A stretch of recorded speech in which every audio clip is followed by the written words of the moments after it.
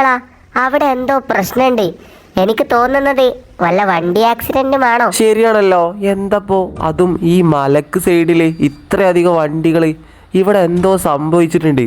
So എടാ, നീ പറഞ്ഞ പോലെ ആക്സിഡന്റ് വല്ലതും ആണോ? പോലീസ് വണ്ടി, പട്ടാളത്തിന്റെ വണ്ടി, എല്ലാ വണ്ടികളും ഉണ്ടല്ലോ. ആംബുലൻസ് അടക്കമുണ്ട്. ദേ ഇവിടെ ഹോസ്പിറ്റലിലെ ഡോക്ടർ വരെ ഉണ്ടല്ലോ.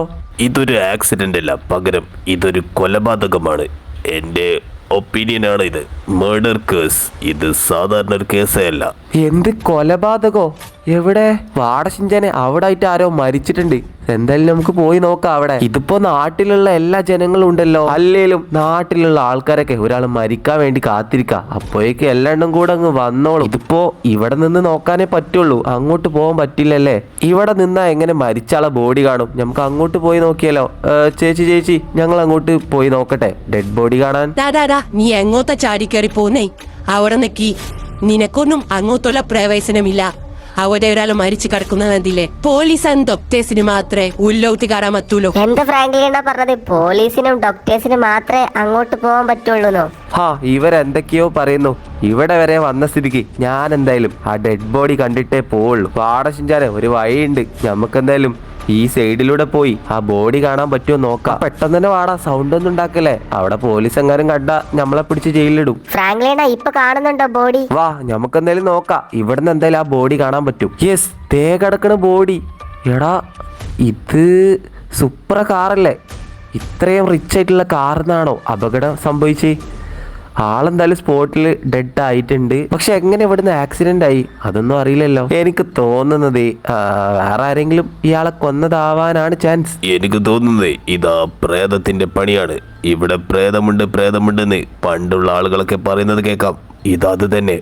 സുമതി, ഈ മലയുടെ മുകളിലുള്ളത് അവള് തന്നെ. സുമതിയുടെ പ്രേതമാണ്. എന്ത് സർ, പ്രേതോ? സുമതി? അതൊക്കെ ആരാ? എടാ ഷിൻചാനെ, ഞമ്മക്ക് ആ വണ്ടി അങ്ങ് അടിച്ചു മാറ്റിയല്ലോ, ആ സൂപ്പർ കാർ. എന്തായാലും ഇന്ന് രാത്രിക്കുള്ളിൽ ആ ബോഡി അവരിവിടുന്ന് കൊണ്ടുപോകും. ആ കാർ അവിടെ തന്നെ കിടക്കും. അത് വേണോ? എടാ, ഈ കാറ് വിറ്റ് കഴിഞ്ഞാ 3-4 കോടി രൂപ കിട്ടും. നമുക്കെന്തായാലും ഇന്ന് രാത്രി ഇങ്ങോട്ട് വന്ന് ആ വണ്ടി അവിടുന്ന് മോഷ്ടിച്ചോണ്ട് കൊണ്ടുപോവാം. ആരുടേത്? നിന്നോടൊന്നും ഇങ്ങോട്ട് കയറരുതെന്ന് പറഞ്ഞില്ലേ? നീ എങ്ങനെയാടാ ഇങ്ങോട്ട് വന്നേ? അതിലൂടെ വന്നല്ലേ? വീട്ടിൽ പോവാൻ നോക്ക്. ഇവിടെ നിൽക്കുന്നത് അത്ര സേഫ് അല്ല. സോറി സർ, അത് പിന്നെ ഈ കൊച്ചെറുക്കന് ഡെഡ് ബോഡി കാണാൻ ആഗ്രഹം ഉണ്ടായതുകൊണ്ടാ ഞങ്ങൾ ഈ വളഞ്ഞ വഴി വന്നത്. അതൊക്കെ പോട്ടെ, പക്ഷേ ഇവിടെ നിൽക്കുന്നത് അത്ര സേഫ് അല്ല. പണ്ടുള്ള ആളുകളൊക്കെ പറയുന്നത് കേട്ടിട്ടുണ്ട്, ഇവിടെയാണ് സുമതിയുടെ പ്രേതം. സുമതിയോ? പ്രേതോ? എന്തൊക്കെയാ സാറ് പറയുന്നത്? അതെ, ഇന്ന് മരണപ്പെട്ട ആൾ രാത്രി സമയത്ത് ഇതിലൂടെ വണ്ടി ഓടിച്ചു പോയിരുന്ന സമയത്താണ് അപകടമുണ്ടായത്. അതും യാതൊരു തെളിവുമില്ല.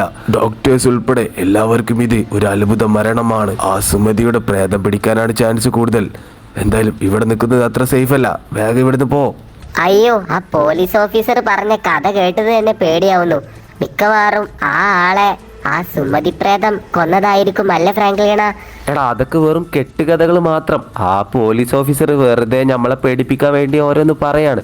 നീ വന്നേ, നമുക്കെന്തായാലും വീട്ടിലേക്ക് പോവാം. പിന്നെ ആ സൂപ്പർ കാർ മോഷ്ടിക്കുന്ന കാര്യം ഇന്ന് തന്നെ പ്ലാൻ ചെയ്യണം. അയ്യോ ഫ്രാങ്ക്ലിന, അത് വേണോ? അപ്പൊ ആ സുമതി പ്രേതം അതിവിടെ ഇല്ലേ? ആ പോലീസ് ഓഫീസറിന്റെ ഒലക്ക, നീ ഒന്നും മിണ്ടാതിരുന്നേ. ഞാൻ നിന്റെ അടുത്ത് പറഞ്ഞില്ലേ, പോലീസ് ഓഫീസർ വെറുതെ നമ്മളെ പേടിപ്പിക്കാൻ വേണ്ടി വെറുതെ ഓരോ കഥകൾ പറയാ. 2 hours later. എടാ ഷിൻചാനെ, ഇപ്പൊ സമയം രാത്രി ആവാറായി. നമുക്ക് ആ മലയിൽ പോയി ആ ഒരു സൂപ്പർ കാർ എടുത്തോണ്ട് വരാം. ഇപ്പൊ പോലീസും മീഡിയയും ജനങ്ങളും എല്ലാവരും അവിടുന്ന് പോയിട്ടുണ്ടാവും. ആ സൂപ്പർ കാർ മാത്രമേ അവിടെ ഉണ്ടാവുള്ളൂ. ഇത് തന്നെ പറ്റിയ സമയം. ഫ്രാങ്ക്ലിന, അതൊക്കെ വേണോ?